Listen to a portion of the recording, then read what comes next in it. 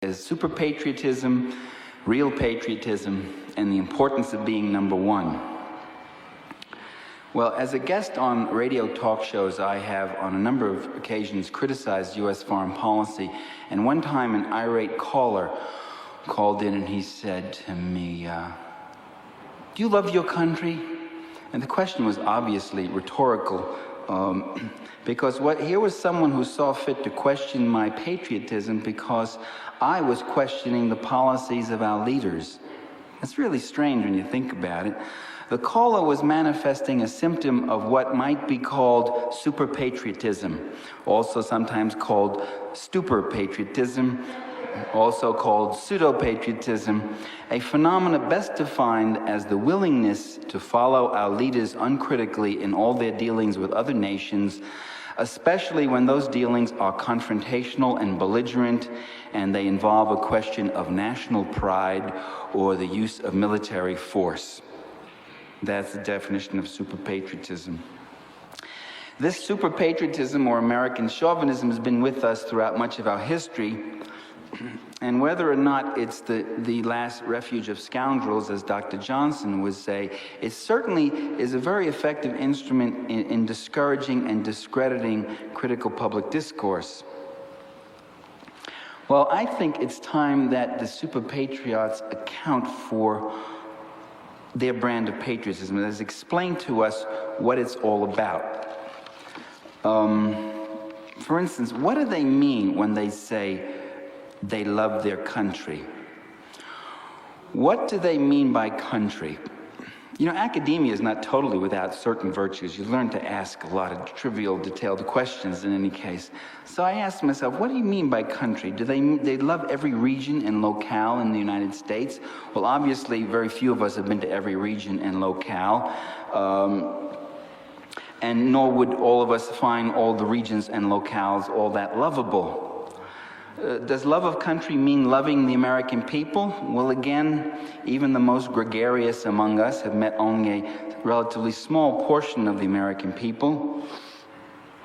And I would bet that these super patriots don't particularly love whole sectors of the American public, especially the more bigoted super patriots. In fact, rather dislike to associate with or have any positive identification with certain people because of reasons of ethnicity, religion, race, and class.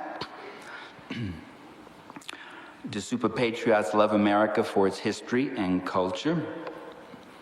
Again, I'm really skeptical of that because it's my impression that they know very little about American history and culture, or rather, much of it is rather unappreciated by them. Furthermore, there's a terrible side to our history that's really not all that lovable. For instance, the extermination of American Native Indian nations, Native American Indian nations, the enslavement of African people, the aggressive wars against Vietnam, Mexico, Canada. We lost 1,000 men on one attack on Canada. I just learned a little while ago. Central America, the Philippines, and elsewhere. Nor might we all be that enamored with certain aspects of American culture. Certainly not the mind abuse of primetime television, the commercialism, the corporate greed, the ecological devastation, the economic and racial injustice.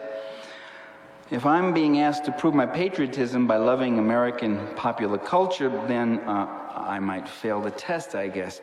Well, the America that the super patriots claim to love is neither a geographical totality, nor is it a vast population, nor is it really a history or culture. As far as I can see, their America, and they say love America, is an ideological abstraction. It's an emotive symbol that can be embodied in other abstract symbols like the flag. It's a sort of almost a love without content. I mean, how else can you love a flag?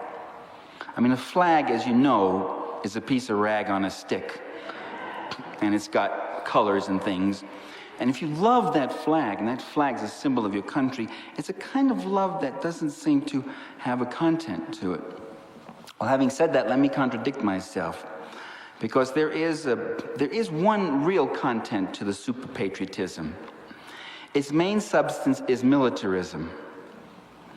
The pacifist and political scientist and activist, by the way, good pacifists are not passive, they're pacifists, and they're quite active.